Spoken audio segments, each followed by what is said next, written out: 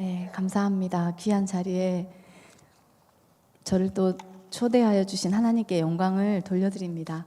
저는 이제 동구의 조선대학교 근처에 살고 있는데 실은 교회에 몇 번 와본 적이 있어요. 이제 극동방송 통해서 이효진 소장님, 간증 예배 때 저희 남편과 함께 참석하고 큰 은혜를 받고 돌아갔던 그런 기억이 납니다. 그래서 제가 경신교회에 가지고 있는 이미지는 첫째, 젊은 교회다.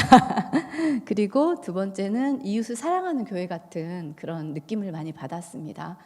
극동방송이나 이런 행사들을 그 방송을 통해서 들려지는 경신교회의 저에게 비춰진 모습은 정말 이웃을 사랑하고 이웃을 전도하고 싶어하는 그런 교회라는 생각을 항상 하고 있었습니다. 그러던 와중에 또 목사님께서 이렇게 초대를 해주셔서 기쁨으로 제가 바로 그 자리에서 흔쾌히 허락을 하고 이 자리에 나오게 되었습니다. 이제 처음에 초청을 받고 처음에는 이렇게 응답하겠습니다 했을 때는 너무 좋았는데 이제 준비하는 과정이 아이고 이걸 덜컥 한다고 해가지고 어떻게 준비해야 될까요? 이런 생각을 하다가 저희 집 뒤에 이제 헐몬산 기도원이 있습니다. 그래서 이제 아주 가까운 거리에 있어서 제가 가끔 그곳에 이제 쉬러도 가고 기도도 하러 가고 그러거든요. 그래서 그날도 이제 헐몬산에 올라가서 하나님께 기도를 드렸어요. 아유 하나님, 제가 그 교회에 가서 어르신들도 계시고 저보다 더 훌륭하시고 믿음 좋으신 권사님들, 집사님들 앞에서 무슨 말을 하면 좋겠습니까? 그랬더니 하나님께서 바로 제가 기도하자마자 응답을 주셨어요. 내가 너에게 행한 일을 가서 말하라. 그래서 저는 이제 무거운 마음을 떨쳐버리고 가벼운 마음으로 하나님께서 저와 그리고 제 가족에게 행한 일을 말하고자 합니다. 제가 오늘 간증할 요절을 정해봤는데요. 사무엘상 7장 12절 말씀입니다. 사무엘이 돌을 취하여 미스바와 센 사이에 세워 이르되 여호와께서 여기까지 우리를 도우셨다 하고 그 이름을 에벤에셀이라 하니라. 그래서 제 인생을 오늘까지 도우신 하나님을 찬양하고자 합니다. 저는 카톨릭 집안에서 태어났습니다. 그래서 저는 자연스럽게 천지를 만드신 분이 하나님이라고 믿고 자랐습니다. 그러나 예수님을 인격적으로 만나지도 못했고 성경을 읽어본 적도 없었습니다. 이런 저를 불쌍히 여기신 하나님께서는 늘 저를 하나님 자녀 삼기 위해 부르고 계시다는 것을 알 수 있었습니다. 중학교 때는 친한 친구를 통해서, 또 고등학교 때는 미션스쿨인 수표여고로 저를 인도하심으로, 또 대학교 때는 심지어 남자친구를 사귀었는데 아프리카 선교 비전을 가진 친구를 만나게 되었습니다. 저는 미팅을 하던 첫날 자기랑 결혼을 하려면 아프리카에 선교사로 갈 각오를 하라고 말하는 형제 앞에서 기가 찼습니다. 첫 만남부터 결혼 이야기를 꺼내는 것도 너무 우스웠고, 아프리카 선교라는 태어나서 듣도 보도 못한 말을 소개팅하는 남자가 말을 하는 것이 괴짜같이 보였습니다. 저는 이 형제와 연애를 하게 되었는데, 연애를 하는 동안 지속적으로 저에게 성경 공부를 권유하고 또 때때로 주말이면 저에게 성경을 가르쳐 주기도 했습니다.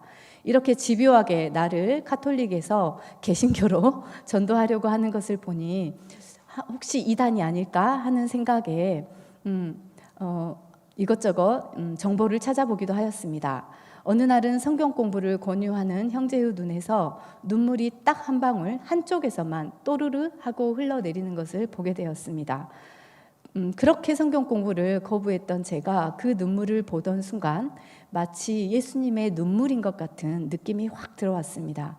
그래, 죽은 사람 소원도 들어준다는데 산 사람 소원 한번 들어주자, 이런 마음을 먹고 딱 한 번 성경 공부를 하겠다고 약속하고 남자친구가 다니고 있던 UBF라는 대학생 성경 읽기 선교회에 가서 1대1로 성경을 가르쳐주는 리더인 목자님과 성경 공부를 하게 되었습니다. 말씀은 요한복음 2장 가나의 혼례잔치에서 물을 포도주로 변화시킨 예수님이었습니다. 물을 포도주로 변화시킨 예수님, 이 말씀이 얼마나 은혜로웠던지 저는 성경을 가르쳐 주시는 그 목자님이 마치 사람이 아니라 예수님처럼 보이는 경험을 하였습니다. 색깔도 없고 향도 없고 맛도 없는 물과 같은 인생. 그러나 그 물과 같은 인생에 예수님의 능력이 더해졌을 때 향기 나고 맛도 좋고 빛깔까지 좋은 포도주와 같은 인생으로 변화된다는 것을 성경 공부를 통해서 알게 되었습니다. 그 성경 선생님께서 저에게 물었습니다. 세란 자매님은 물처럼 살고 싶으세요? 아니면 포도주처럼 살고 싶으세요? 질문하는 목자님께 향기도 좋고 맛도 좋고 색깔도 좋은 아름다운 포도주 같은 삶을 살고 싶다고 대답을 했습니다. 큰 은혜라는 것을 난생 처음 받아본 저는 그날로 그 자리에서 종교를 개종을 했습니다. 아마 제가 생각해 볼 때 제 인생에서 가장 빠르게 결정하고 가장 잘한 결정이 아니었나 싶습니다. 그리고 나서 일주일에 3번씩 꼬박꼬박 교회 모임에 모두 출석하기 시작했습니다. 주 1회 하는 성경 공부, 수요 예배, 주일 예배. 학교나 직장에서는 느낄 수 없는 무언가가 있다는 것을 알 수 있었습니다. 그 무엇이 무엇인지는 몰랐지만 교회를 가면 제가 마치 VIP가 된 것 같은 융숭한 대접을 받았습니다. 자매님 오셨어요? 이렇게 환하게 웃으시면서 우리 경신교회 권사님들께서 저를 오늘 그렇게 맞아주셨습니다. 그런 것처럼 그때도 목자님들이 저를 맞아주셨습니다. 저는 마치 자석에 이끌리듯 교회 모든 모임에 참석하였고 그때부터 제 인생에 변화들이 일어나기 시작했습니다. 가장 큰 변화는 성경을 내 인생의 기준으로 삼게 된 것이었습니다. 두 번째의 변화는 제가 제 뜻대로 어떤 일을 결정하는 것이 아니라 기도하고 주님의 뜻을 구하고 순종하는 삶을 시작하게 되었습니다. 돈보다 출세보다 더 중요한 것이 있다는 것을 처음으로 알게 되었습니다. 성당에 다닐 때 저는 천지의 창조주이신 하나님 아버지를 믿었습니다. 그러나 성경을 공부해 보니 성육신하시고 빛으로 오셨고 말씀으로 오신 예수님을 제가 모르고 있었다는 것을, 반쪽도 아닌 불완전한 신앙생활을 하고 있었다는 것을 깨달을 수 있었습니다. 하나님께서는 요한복음 1장 9절에서 12절 말씀, 참빛 곧 세상에 와서 각 사람에게 비추는 빛이 있었나니 그가 세상에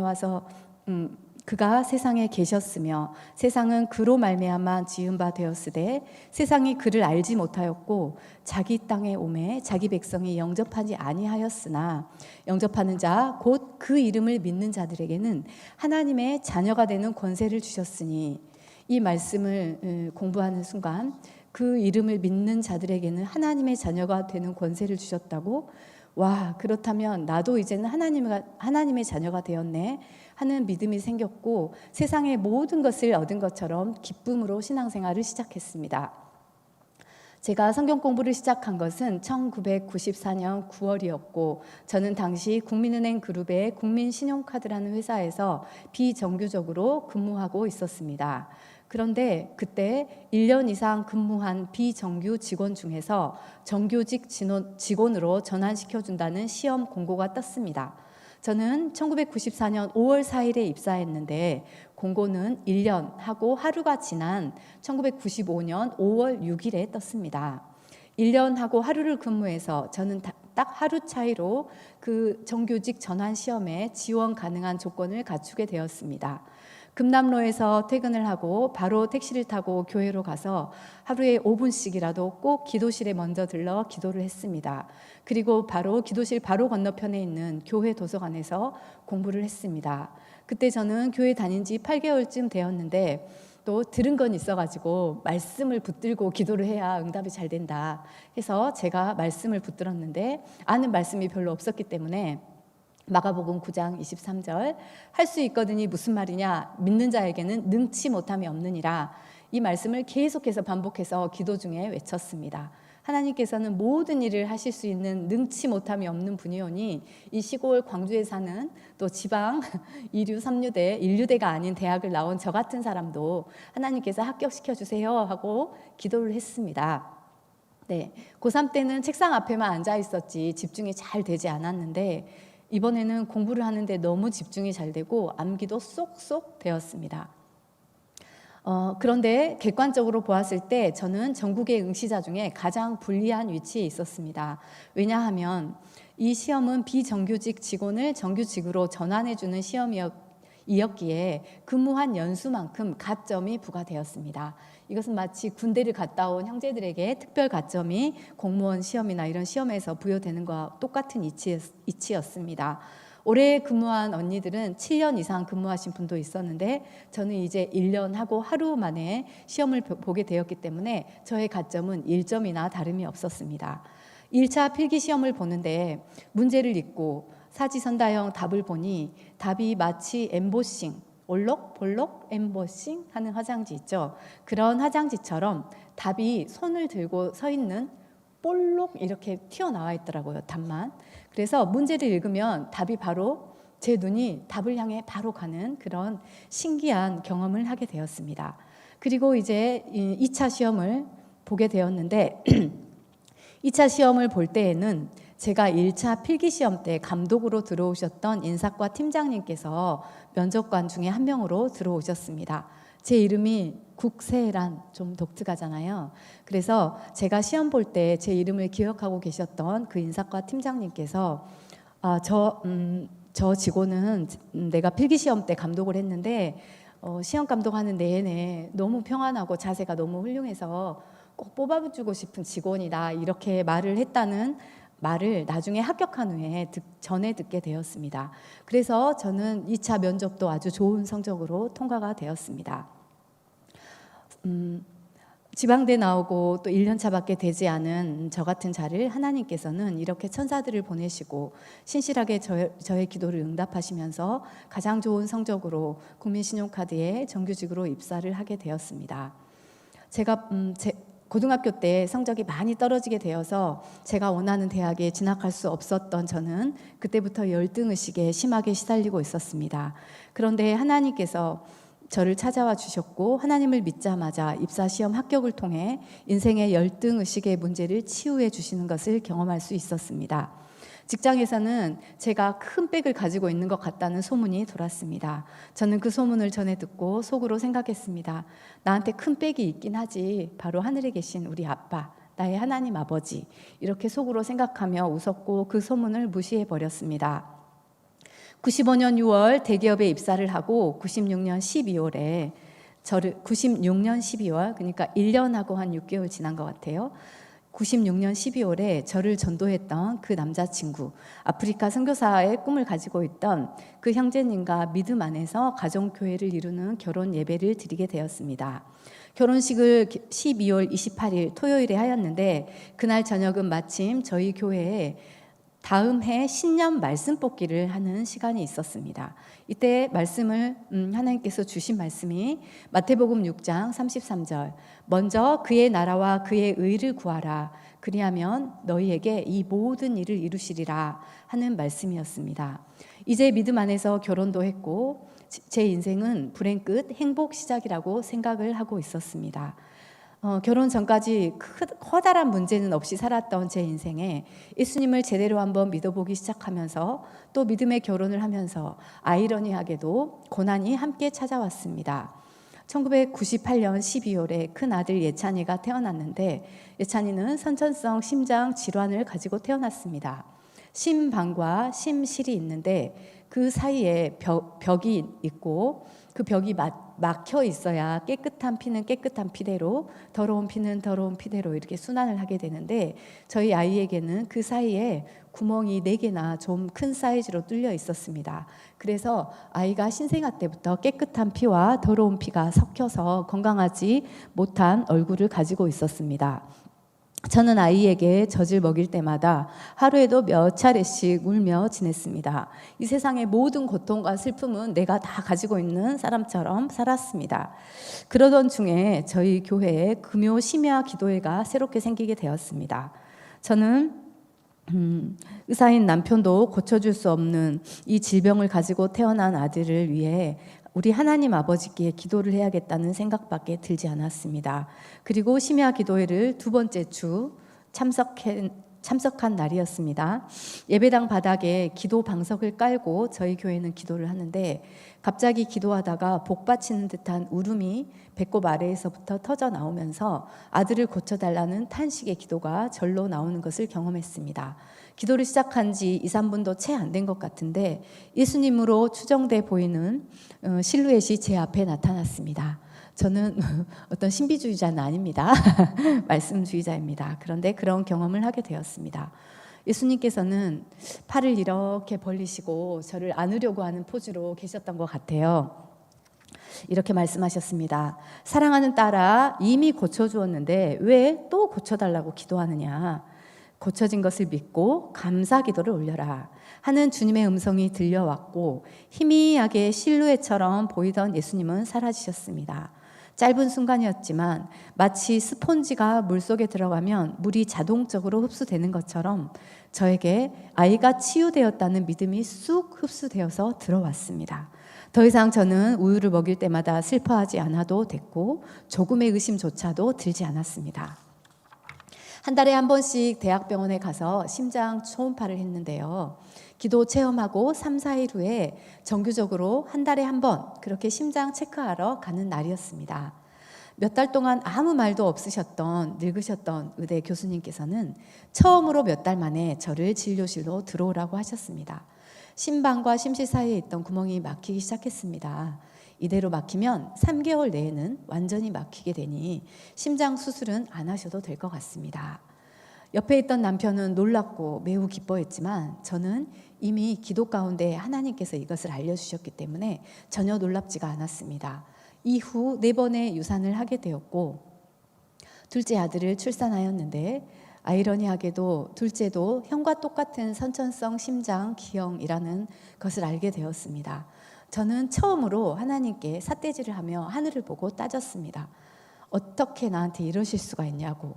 한 번도 아니고 2번씩이나 그것도 다른 질병도 아니고 똑같은 질병을 아이에게 주실 수 있냐고 하나님께 따졌습니다. 그리고 저는 우울한 출산 후 몸조리 기간을 보내게 되었습니다.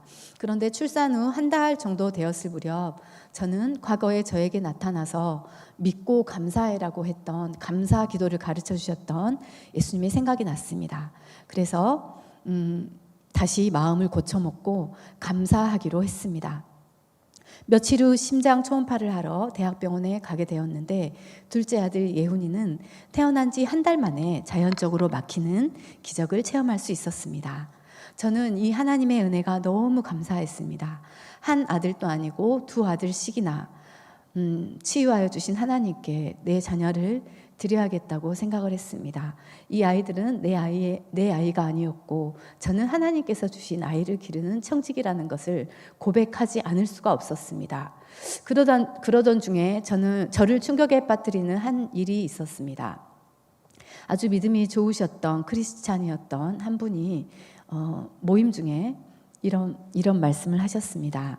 요즘은 돈이 없으면 좋은 대학에 보낼 수 없어요. 아무리 믿음이 없어도 돈이 없으면 대학도 좋은 데도 갈 수도 없고 출세도 못하는 세상이에요. 그리고 개천에서 용나는 시대는 이미 끝났답니다. 신실한 크리스찬의 입에서 이런 말을 듣게 되었는데 저는 그 순간 거대한 파도가 제 가슴을 때리고 가는 듯한 충격에 빠졌습니다. 아니, 죽은 자도 살리시는 예수님을 믿는다는 분이 어떻게 저런 말을 할 수 있을까? 저는 나도 모르게 그 말을 듣는 순간 기도가 나왔습니다. 하나님 아버지, 우리 아이들을 통해서 돈을 들이지 않아도 과외나 비싼 학원을 다니지 않아도 지혜와 지식의 근본이신 하나님을 의지하면 좋은 대학도 갈 수 있고 원하는 대학도 갈 수 있고 세상에서도 세상 사람들처럼 출세도 할 수 있다는 증거를 우리 아이들을 통해서 보여주세요. 그리고 그 증거를 하나님이 하신 일을 제가 간증하러 다니게 해주세요. 이렇게 기도를 했습니다. 그래서 경신교회까지 제가 오게 된 것 같습니다. 네, 2004년 봄 무렵에 그 기도를 드렸습니다. 이때 하나님께서는 잠언 1장 7절 말씀, 여호와를 경외하는 것이 지혜의 근본이요 거룩한 자를 아는 것이 명철이니라. 라는 말씀을 주셨습니다. 이 기도를 통해 하나님께서는 저희 자녀들을 기도대로 말씀대로 키워가셨습니다. 제가 때로는 기도했던 것을 잊어버리고 학원을 보내려고 하면 아이들은 다니기 싫다면서 어떤 핑계를 대서라도 학원 다니는 것을 거부하였고 혼자서 공부하고 싶다든지 하는 등의 반응을 보임으로써 제가 과거에 했던 기도를 떠올리게 하였습니다. 한 번은 제가 돕고 있던 양이 저희 UBF는 전도를 하면 이제 성경 선생님들이 계셔서 대학생들을 데리고 1대1로 성경 공부를 시키고 양육하고 제자 훈련을 시키는 그런 시스템을 가지고 있거든요. 그래서 이제 전도했던 양을 이제 성경 공부를 시키고 있었습니다. 성경 공부를 하고 있는데 그 형제님께서 수년 동안 자기를 괴롭히고 있는 자신의 죄 문제가 있다고 하였습니다. 저는 안타까운 마음이 들어 그러면 합심하여 집중하여 이 죄 문제가 끊어지고 하나님 앞에 거룩하게 나아갈 수 있도록 하자고 제안을 했습니다.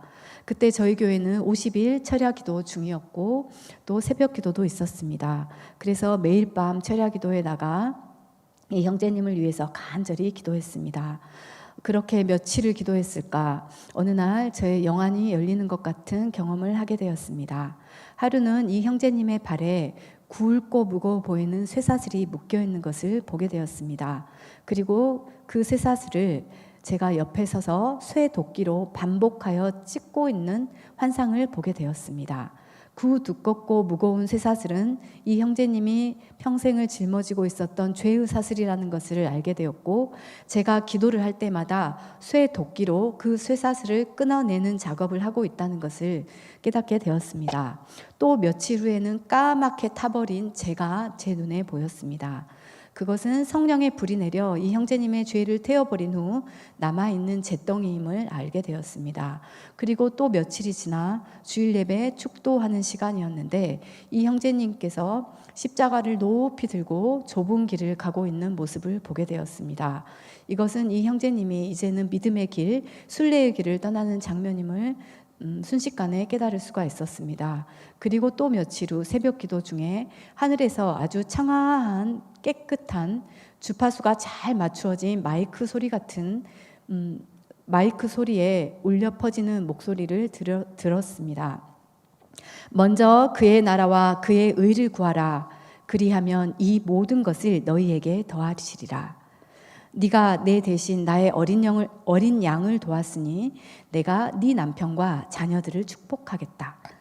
이 모든 것이라는 말에는 영적인 것, 육적인 것이 다 포함되느니라.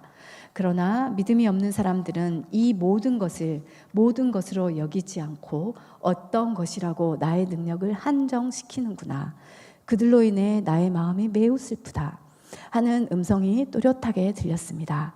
예수님이 믿음이 없는 우리들을 보시며 슬퍼하시는 마음이 느껴져서 저도 함께 기도 중에 한없이 눈물을 흘렸습니다. 그 음성을 듣고 얼마 되지 않아 남편은 조선대학교 의과대학 일반외과에 교수로 임용이 되었습니다. 원래는 TO가 없었기 때문에 위 교수님들께서 병원에 들어와서 고생하지 말고 나가서 돈이나 많이 벌어라고 저주 비슷한 말들을 퍼부으시면서 직장을 그만두고 나가서 월급쟁이 의사를 하든지 아니면 개원을 해서 부자로 잘 살아라 이렇게 말씀들을 하시면서 비웃으셨습니다. TO도 없었는데 갑자기 한 교수님께서 일신상의 사유로 갑작스럽게 사표를 내는 일이 생겨서 TO가 갑자기 생겼습니다. TO는 생겼지만 일반외과 특성상 대부분 의사 선생님들이 남자분이기 때문에 이번에는 여성 의사 선생님들을 뽑아야겠다 해서 여자 의사 선생님들을 내정해 놓은 상태라는 소문이 돌았습니다. 그런데 어떻게 하셨는지 그 내정되었다는 소문이 돌았던 여자 의사 선생님께서는 원서조차 제출하지 않았다는 것을 원서 마감 후에 알게 되었습니다. 이렇게 알 수 없는 일들이 일어났고 하나님께서 하셨다고밖에 설명할 수 없는 방법으로 남편은 최연소 34살 2004년에 의과대학의 외과 교수로 임용이 되었습니다. 주위의 의사 선배님들은 하늘의 별을 딴 격이라고 저에게 말씀하셨습니다.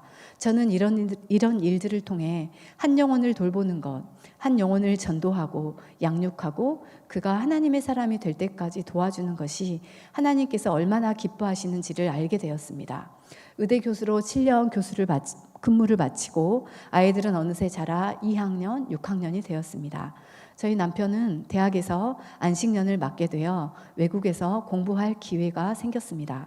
저희는 미국의 스탠포드 대학교에서 우리에게 초청 비자를 발급해 준다는 소식을 받게 되었고, 교환 교수로 1년 6개월 동안 스탠포드 대학에서 연구를 하게 되었습니다. 마침 저희 교회는 세계 선교를 많이 하는 교회인데요. 저희 교회에서 파송되어서 스탠포드 대학교 캠퍼스 사역을 하고 계시는 선교사님이 한 가정이 있었습니다. 그래서 저희는 이왕이면 미국에 가는 김에 단기 선교사로 가면 좋겠다 하고 생각을 하였고, 이 선교사님과 동역하기 위해 이 학교를 지원한 것이었습니다. 저는 모르고 그곳에 갔는데 아이들이 배정된 학교는 놀랍게도 한국의 EBS 교육방송국에서 전 세계적으로 자기주도 학습으로 유명한 학교를 수소문하였고, 그 방송에 소개되었던 학교가 저희 아이들에게 배정된 학교였다는 것을 나중에 그곳에서 알게 되었습니다. 그 학교 학부모 중에 3명의 노벨상 수상자가 있었고, 그 노벨상 수상자의 자녀들이 저희 자녀들과 함께 같은 학교에서 공부를 하게 되었습니다. 저만 몰랐지 서울대 출신의 또 강남 아주머니들은 이 정보를 이미 다 알고 있었고, 전략적으로 이곳에 아이들과 함께 와서 아이들을 공부시키고 있었다는 학교라는 것을 저는 그곳에 가서 살면서 알게 되었습니다. 저는 저희 자녀들의 교육에 관해 어떤 전략도 어떤 전술도 없었는데, 여호와 일에 하나님께서 먼저 그의 나라와 그의 의를 구하라, 그리하면 이 모든 것을 더하시리라, 이렇게 약속의 말씀을 주셨던 것처럼 저희를 가장 좋은 곳으로 인도해 가신다는 것을 알게 되었습니다. 선교사님 한 가정이 스탠포드 대학을 3년 넘게 개척을 하고 있었지만 당시 변변한 제자가 없었습니다. 그런데 저희 가정이 그곳에 간 지 얼마 되지 않아 3명의 학생들을 캠퍼스에서 노방 전도하다가 만나게 되었고, 매주 성경을 가르치게 되었습니다. 근데 이해가 안 되시죠? 우리가 그렇게 영어를 잘하는 사람이 아닐 걸로 생각하실 텐데 영어로 성경 공부를 시켜주었습니다. 저는 영어가 짧았기 때문에 성경 공부할 영어 메시지를 영어로 프린트를 해서 가지고 갔고, 질문은 그 학생에게 읽고 문제를 풀으라고 했고, 저는 답만 영어로 줄줄 읽어갔습니다. 그런데 신기하게도 그 자매님은 저의 짧은 영어 실력에도 불구하고 은혜를 크게 받고 주일 예배까지 1년 넘게 저희와 함께 참석하게 되었습니다. 또 신기한 일들이 많이 있었는데, 저희 남편이 캠퍼스에서 전도한 학생의 이름이 크리스찬이었고요. 성은 리얼, 그러니까 R-E-A-L, 그래서 그 뜻이 진짜, 가짜가 아닌 진짜라는 뜻이잖아요. 그래서 리얼 크리스찬, 그러니까 한국식으로 하면 참 크리스찬이라는 이름을 가진 형제를 만나 또 성경 공부를 시키고 함께 예배를 드리는 그런 기적과 같은 역사를 경험하게 되었습니다. 제가 성경 공부를 해주던 자매님의 이름은 다니엘라였습니다. 이 자매님이 성경 공부를 시작한 지 한 3주쯤 되었을 때 저에게 자신은 미혼모라는 고백을 했습니다. 말로만 들어봤던 마약, 그리고 미혼모, 이런 일들이 제가 미국에 가보니 정말 너무도 많은 그런 사람들이 있다는 것을 제 눈으로 보고 안타까워서 기도를 하게 되었습니다. 이 자매님은 금요일 날 저녁부터 이제 주말이 시작되거든요. 그래서 프라이데이 파티라는 금요 파티가 있습니다. 미국 대학생은. 그때 이제 파티에 참석해서 술을 한 잔 마셨는데, 그 술에 어떤 남자가 수면제를 타놓은 것을 모르고 술을 마시게 됐고, 잠이 들어 그만 성폭행을 당해 임신을 하고 또 아이를 지울 수가 없어 출산을 한 그런 자매님이었습니다. 미국의 아이비리그 대학들은 워낙 기부금이 많이 쌓여 있어서 학생들 복지가 정말 잘 되어 있습니다. 학생들에게 아주 수준 높은 기숙사를 제공하는데, 이렇게 다니엘라 자매님처럼 가정에 있는 학생들에게는 아파트를 제공한다든지 아니면 2층짜리 타운하우스, 방 3개, 욕실 2개가 딸린 이런 제가 보기에는 아주 고급 주택이었습니다. 그런 집을 제공했습니다. 그리고 이런 주택 기숙사들이 넓고 넓은 그 캠퍼스 안에 모두 다 자리하고 있었습니다. 그래서 공부를 잘 할 수 있는 최고 환경을 제공하고 있었습니다.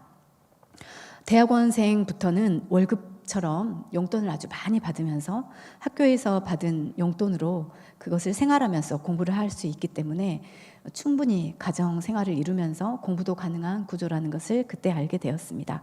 그런 점에서 청교도가 세웠던 미국이 참 부러웠습니다. 신앙의 자유를 떠나 안정된 삶을 버리고 아메리카 대륙에 정착했던 청교도가 세운 나라. 그 나라는 대학을 건축하려면 먼저 캠퍼스 중앙에 예배당을 세우는 나라였습니다. 그 중심에 아직도 하나님이 있다는 것을 알게 되었습니다. 마치 한 여름밤의 꿈만 같고 이 땅에서 맛본 천국과 같았던 미국 생활 1년 6개월을 마치고 한국으로 돌아왔습니다. 그리고 돌아온 지 얼마 안 돼요. 미국 출국 전에 성경 공부를 해주었던 형제님에게 연락을 했는데 이 형제는 조선대 체대에서 순천대 체대로 편입을 하였습니다. 혹시 몰라서 성경 공부 아직도 하고 싶니? 하고 이렇게 물었는데 성경 공부를 하고 싶다는 것이었습니다. 아니 그럼 내가 매주 순천까지 운전을 하고 가서 성경 공부를 시켜줘야 된다는 말인가? 속으로 갈등이 생겼습니다. 이때 하나님께서 또 말씀을 하셨습니다. 한 양이 천하보다 귀하다 라고 말씀을 하셨습니다. 하늘 아래에 있는 모든 것보다 이 한 영혼이 귀하다고 하시는 하나님 말씀 앞에 저는 무슨 용기가 났는지 매주 순천으로 가서 출장 성경 공부를 시켜주게 되었습니다. 하나님께서는 오가는 길이 외롭지 않도록 한 분의 집사님을 저의 동역자로 붙여주셨습니다. 봄부터 시작된 성경 공부는 봄, 여름, 가을, 겨울 이렇게 1년이 지났습니다. 그리고 이 형제가 한 명의 씨앗이 되어서 순천대학교에도 UBF 대학생 성경읽기 선교회가 새롭게 생기게 되었습니다. 한 영혼이 천하보다 귀하다는 이 한 말씀에 단순히 순종했을 뿐인데 하나님께서는 교회 하나를 세우는 일을 하고 계셨습니다. 함께 순천에 가주었던 집사님의 아들 요한이가 서남대학교 의과대학에 입학을 하게 되었고 그 이듬해 순천대 UBF가 세워진 이듬해에 저는 이제는 이 요한이를 섬기기 위해 요한이 엄마와 함께 남원에 있는 서남대를 2년을 또 출장 성경 공부를 해주러 갔습니다. 그 해 서남대 학생들이 요한이의 전도로 인해 매주 5명에서 10명가량 모여서 주중에 한 번씩 캠퍼스에서 예배를 드리게 되었습니다. 저희는 점심을 준비해서 갔고 이 아이들은 예배를 마치고 함께 식사 교제를 하면서 서남대 안에 교회가 세워졌습니다. 그리고 그해 여름 2박 3일 동안에 지루하다고 느낄 수 있는 수양회에 의과대학 학생 6명이 풀로 2박 3일 동안 참석하고 예수님을 영접하는 큰 하나님의 역사가 일어났습니다. 우리나라의 미래가 달려있는 이 청년들을 도울 수 있을 뿐만 아니라 그들의 고민을 함께 들어줄 수 있다는 것이 제 인생의 큰 행복이었습니다. 이렇게 청년 사역만 20년 정도 감당하고 있던 저에게 어느 날 기도 중에 가정사역, 부모교육 준비하라 하는 마음의 소리가 또 들려왔습니다. 저는 혹시 청년 사역을 방해하려는 사탄의 음성 아니야? 하면서 방언으로 내쫓아보기도 하고 이것을 대적도 해보았습니다. 그러다가 만약 이 음성이 하나님의 음성이면 어떡하지? 하는 생각이 들어 이 음성이 하나님의 뜻이라면 확실한 증거들을 보여달라고 기도했습니다. 그리고 저희 남편을 통해 이것이 하나님의 음성이라는 것을 깨닫게 해달라는 기도를 하게 되었습니다. 그리고 2년여쯤 흘렀는데 사랑과 행복으로 초대라는 가정 선교 사역 책을 저자로 유명하신 한국 가정 선교 사역의 원조격이라고 할 수 있는 양은순 사모님이라는 분이 미국 LA에 기독교 상담 심리 대학원인 히즈 유니버시티를 세웠다는 것을 알게 되었습니다. 그 총장님이 마침 광주에 세미나 개최차 오신다는 것을 알게 되었고 저는 남편과 함께 그 세미나에 참석하게 되었습니다. 그곳에서 남편은 총장님께 큰 은혜를 받고 아내를 그 대학에 보내어 기독교 상담 심리 공부를 시키겠다는 약속을 총장님 앞에서 그만 덜컥 하고 말았습니다. 그래서 저는 하나님의 음성, 가정사역, 부모교육 준비해라 라는 말씀에 순종해야 하는 것인가 하고 다시 기도를 시작하게 되었습니다. 남편도 지지해 준다고 하고 저도 하고 싶은 마음이 조금은 있었지만 미국까지 가서 공부를 해야 된다는 시간적인 부담감, 또 오고 가는 비행기값, 기숙사비, 학비, 이렇게 물질적인 부담감, 게다가 큰아들은 이제 입시를 준비하는 고등학교 2학년 이과 학생이었습니다. 아이고, 아들 공부라도 잘 시켜야지, 아들 공부시켜야 되는 엄마가 무슨 공부야 하는 마음이 떠나지가 않았습니다. 저는 대학 졸업 후 오랫동안 취업하지 않고 있었고 저는 그때 기도 제목이 하나가 떠올랐습니다. 대학 졸업 후 오랫동안 취업하지 않고 있어서 저희 친정 부모님의 걱정이 되고 있는 저보다 2살 아래인 남동생이 취업이 된다면 이 대학에 입학하는 것이 하나님의 뜻이고 부모교육 또 자녀 가정사역을 준비해 보겠다는 기도를 하나님께 드렸습니다. 그리고 결단을 하고 LA행 비행기를 타고 LA 근교에 위치한 학교로 수업을 들으러 갔습니다. 수업은 저를 위해 한국에서 온 유학생들을 위해 2주간 인텐시브 코스가 준비되어 있었습니다. 새벽부터 밤 늦게까지 2주 동안 공부를 하면 미국에서 살고 있는 현지 학생들이 한 학기 동안 공부할 수 있는 학점을 제가 취득할 수 있었습니다. 그리고 오해하지 마시기를요. 이게 학교는 미국에 있지만 대부분 학생들이 한국 학생들이었기 때문에 또 그 학교가 인가를 받을 때 모국어로 수업을 할 수 있도록, 그래서 저의 모국어는 한국어잖아요. 그래서 모든 수업을 한국어로 받습니다. 또 외국 교수님도 계시긴 하지만 통역관이 옆에 있어서 한국어로 공부를 했습니다. 네, 그래서 2주 동안 그곳에서 학점을 취득하고 한 학기 교육을 마치고 돌아올 수 있었습니다. 그런데 미국에서 돌아오는 날 친정 엄마께서 전화를 하셨습니다. 네 남동생이 취업을 해서 매일 출근하고 있다고. 엄마가 묵은 이렇게 짓누르고 있던 어떤 묵은 죄짐 같은 것이 쑥 빠져나가는 것처럼 아주 기쁘다고 저에게 전화를 한 것이었습니다. 제가 남동생 취업 문제를 놓고 기도했다는 것을 엄마는 모르고 계셨고 저희 어머님은 그렇게 믿음이 좋으신 분도 아니십니다. 저는 이 사건을 통해서 하나님께서 하시고자 하면 정말 못할 일이 없구나. 그래서 기독교 상담 심리 공부를 하는 것이 하나님의 뜻임을 그때서야 비로소 믿고 인정했습니다. 제가 늦가기 유학생으로 1년에 한 번씩 미국에 가서 공부를 하는 동안 저희 아들도 함께 자라 아들은 고3이 되었습니다. 저희 아들은 초등학교 때까지는 공부를 잘 했습니다. 그런데 중학교 때 심하게 사춘기를 겪으면서 아마 사춘기 남자아이가 할 수 있는 모든 일들은 다 해봤던 것 같습니다.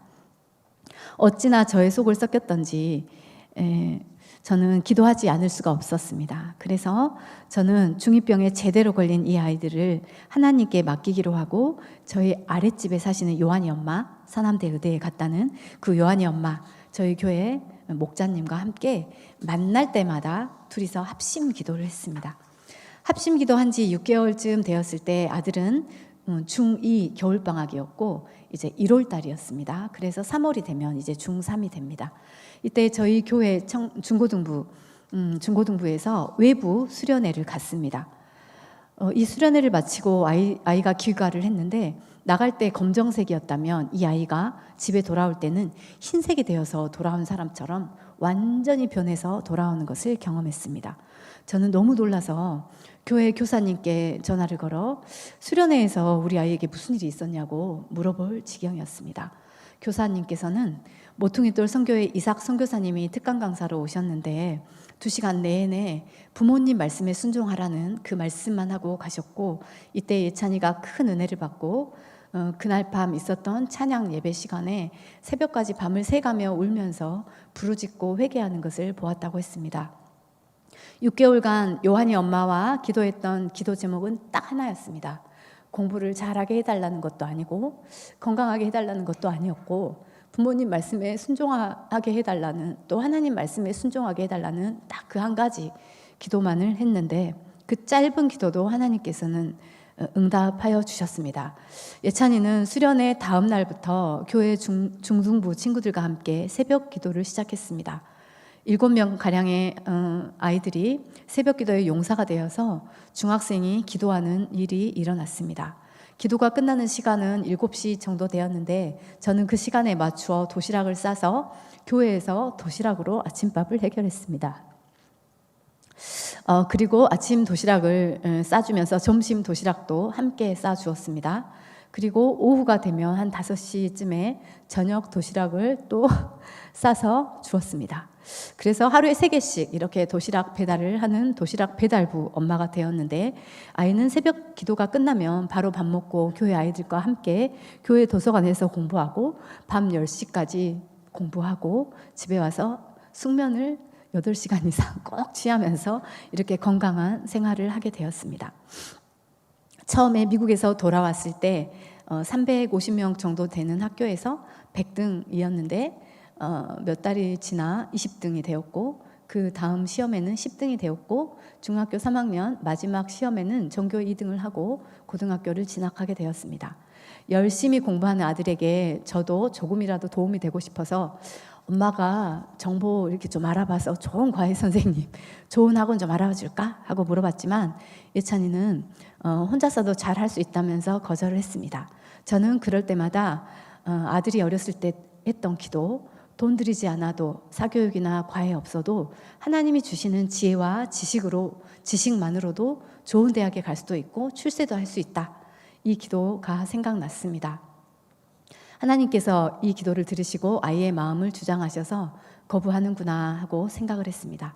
감사하게도 하나님께서 예찬이를 도와주셔서 고3 때까지 예배를 단 한 번도 빠지지도 않고 지각도 하지 않았습니다. 맨 앞줄에 앉아서 경청하여 예배를 드리는 것을 교사를 했던 저는 뒤에서 보게 되었습니다. 저희 교회는 중고등부 예배가 주일 9시에 있고, 또 토요일 중고등부 모임이 있는데 저녁 6시부터 8시 반 정도까지 매주 토요 모임이 있습니다. 예찬이는 고3 수능 전주까지도 토요 모임 그리고 주일 예배 이렇게 모임을 한 번도 빠지지 않고 드리는 신실한 아이로 자라게 되었습니다. 이것이 저희 교회 내에 공동체에 선한 영향력을 끼치게 되었습니다. 또 3년 내내 여름 수련회도 모두 참석을 했습니다. 대학생 된 후 예찬이는 교회에서 간증하는 시간을 갖게 되었는데, 그때 저는 몰랐던 사실들을 많이 알게 되었습니다. 고3 여름 수양회 이후 큰 은혜를 받고 수양회 이후부터 수능 날까지 약 100일 정도를 정말 죽기 직전까지 열심히 하나님 의지해서 공부했다고 간증을 하는 것을 들었습니다. 그리고 고3 1년만 기숙사 생활을 시켰는데요. 남들보다 30분 먼저 일어나서 5시 반 정도 일어나서 새벽 기도를 혼자서 했다는 것을 간증을 통해서 나중에 듣게 되었습니다. 남들이 모두 잠자고 있는 새벽에 자습실에 가서 기도하면 기도 소리가 밖으로 나갈까 봐 기숙사 보일러실에 들어가서 문을 꽉 잠궈 놓고 울면서 주여 주여 이렇게 할 말이 없어서 주여 주여만 했다고 하더라고요. 그래서 주여 주여 이렇게 울면서 기도를 했다고 했습니다.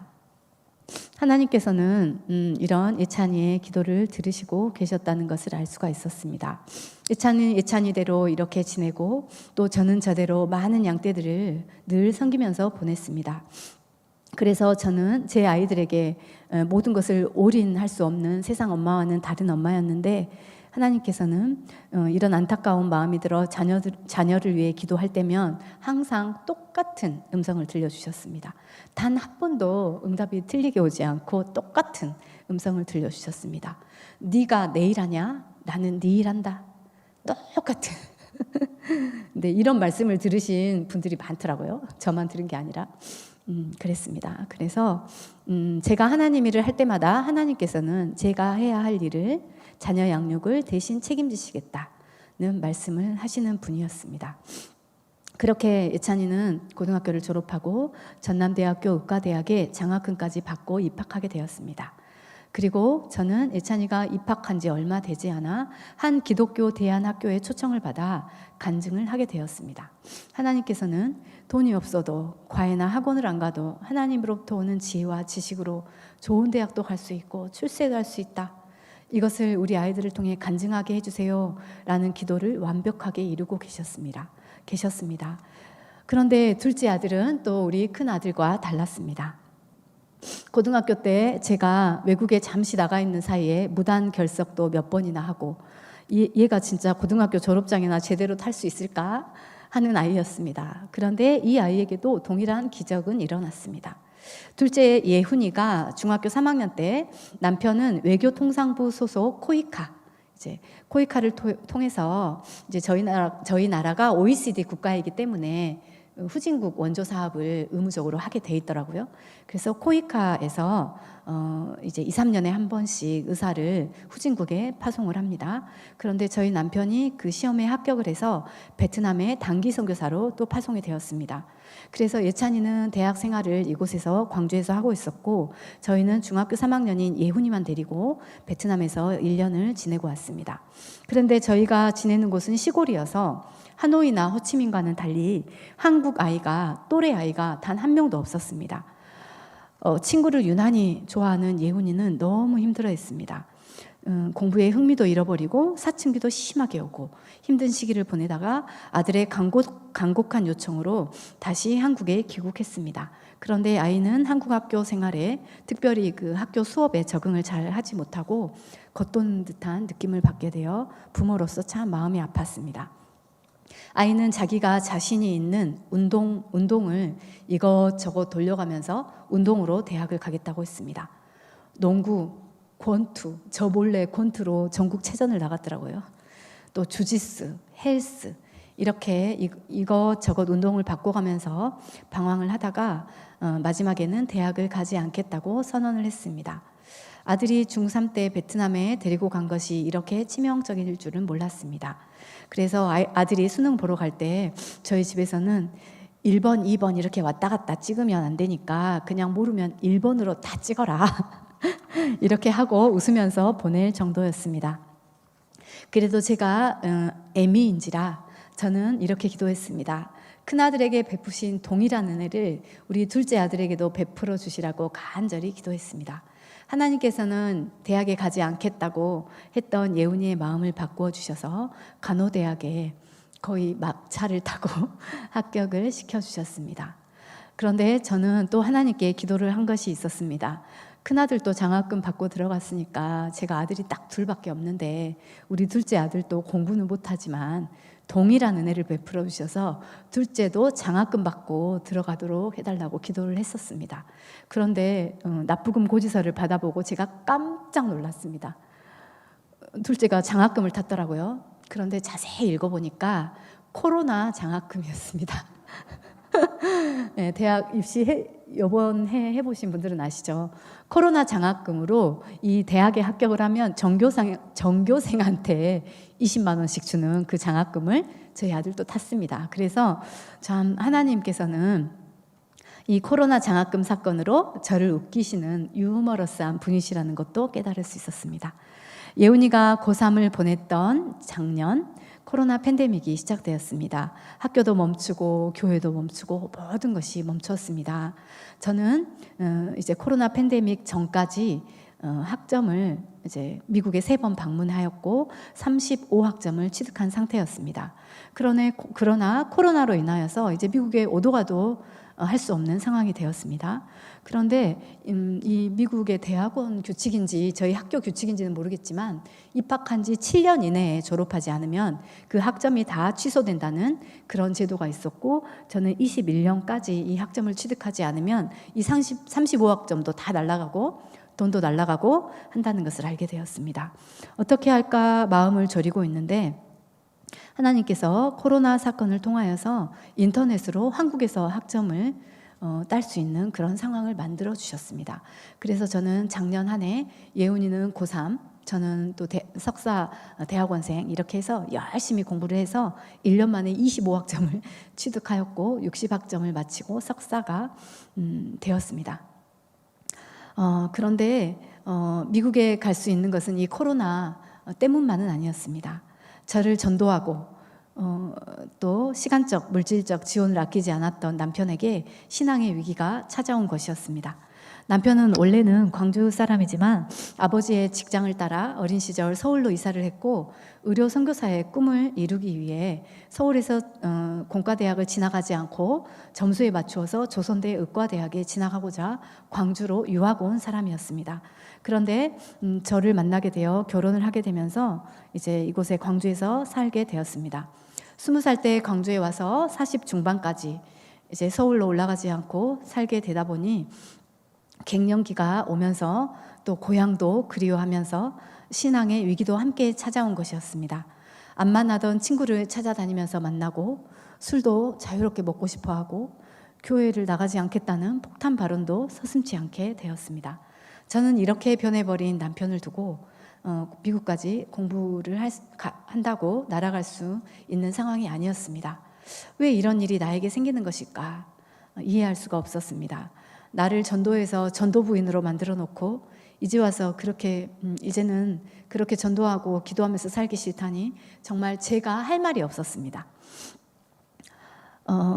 하나님께서는 이런 남편의 신앙적인 위기 그리고 코로나를 통해서 발을 동동 구르고 있던 저에게 석사 60학점을 다 채우는 은혜를 주실 뿐만 아니라 또 박사과정도 바로 입학하는 은혜를 허락하셨습니다.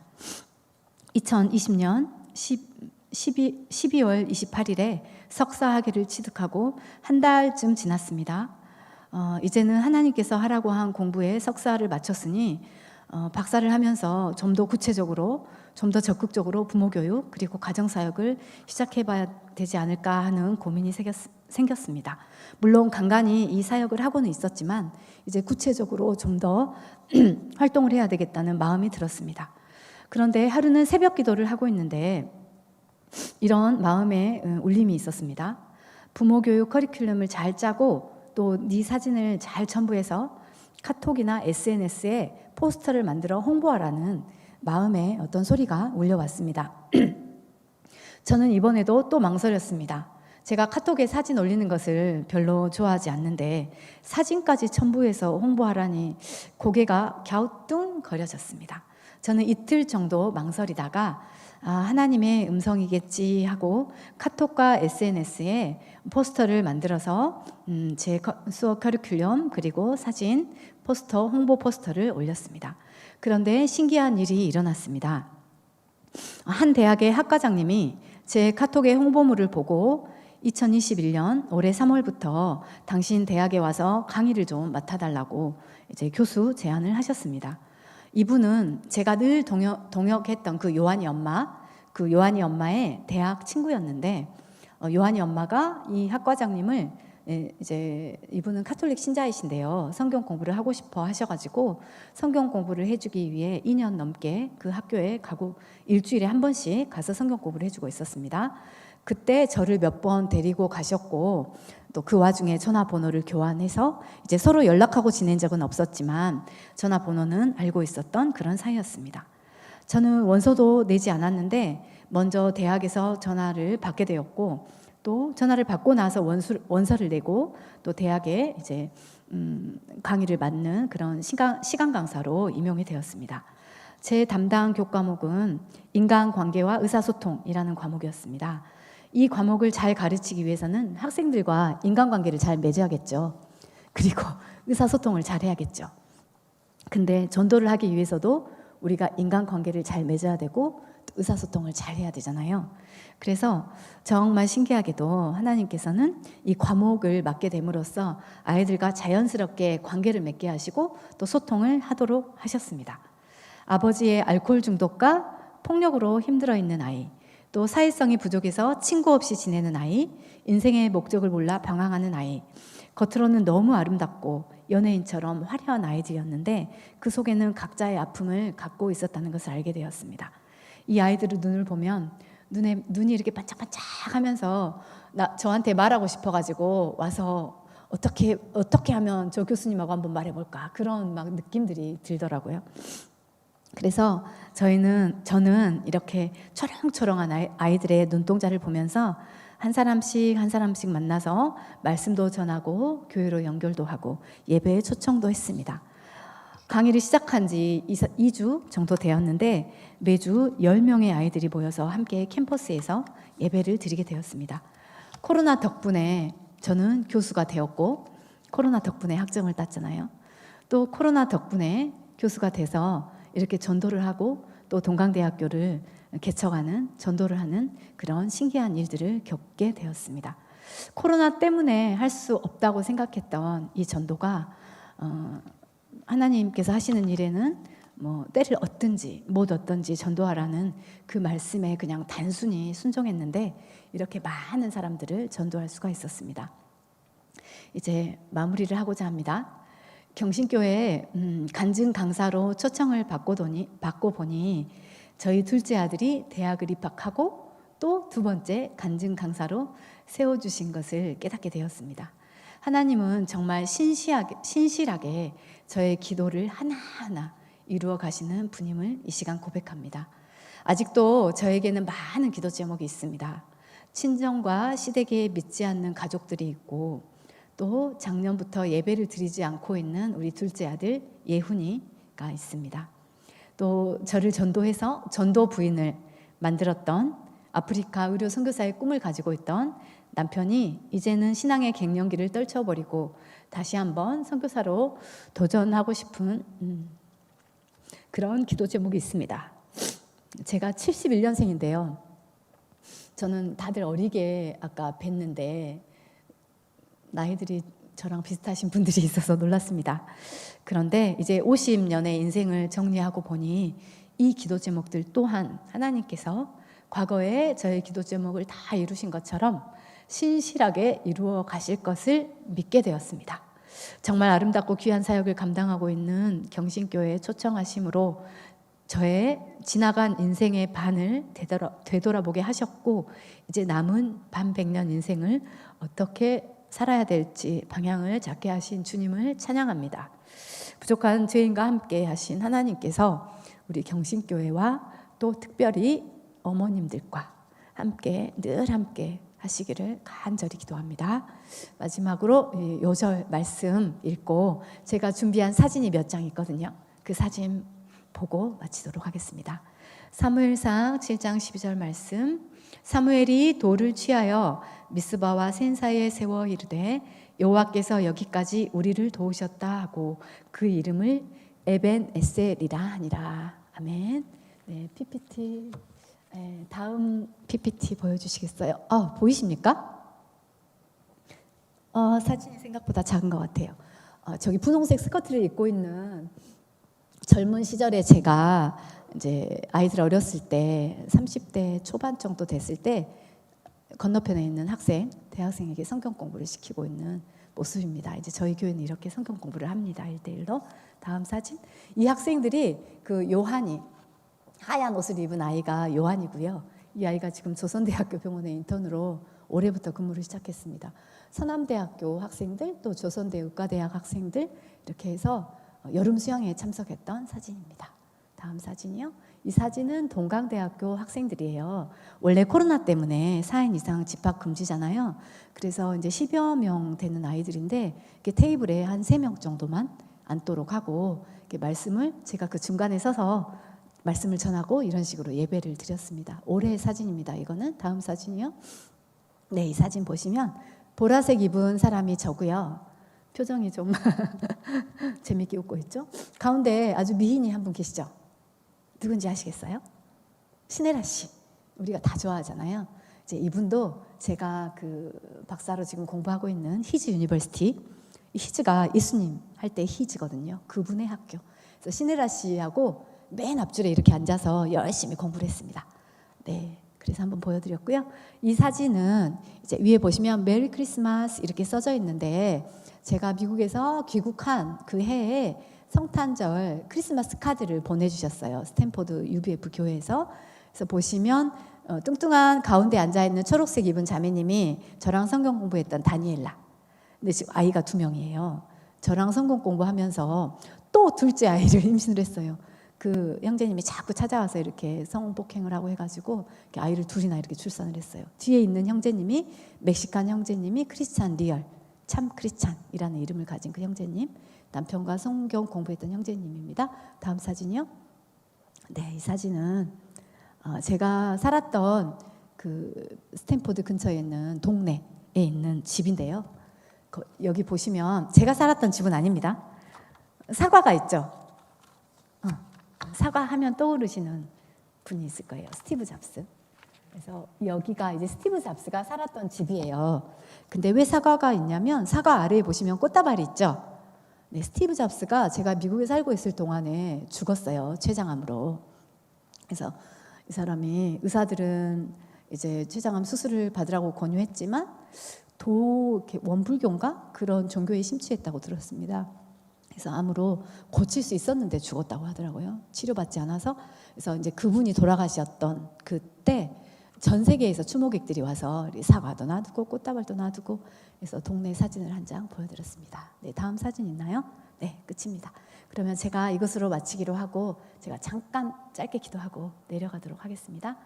좋으신 하나님 찬양합니다. 이 아름다운 교회에 와서 하나님께서 저에게 행하신 일을 말할 수 있는 기회를 허락하여 주셔서 감사합니다. 하나님 경신교회와 늘 함께하여 주시고 또 말씀의 종으로 세워주신 김판석 목사님의 사역과도 늘 함께하여 주시며 하나님 여기 모이신 모든 어머님들 뿐만 아니라 이 가정과 친정과 시댁과 또 남편들의 직장과 하나님 교회 가운데 늘 동행하시는 하나님 되어주시기를 간절히 기도드립니다. 예수님 이름으로 기도합니다. 아멘. 감사합니다.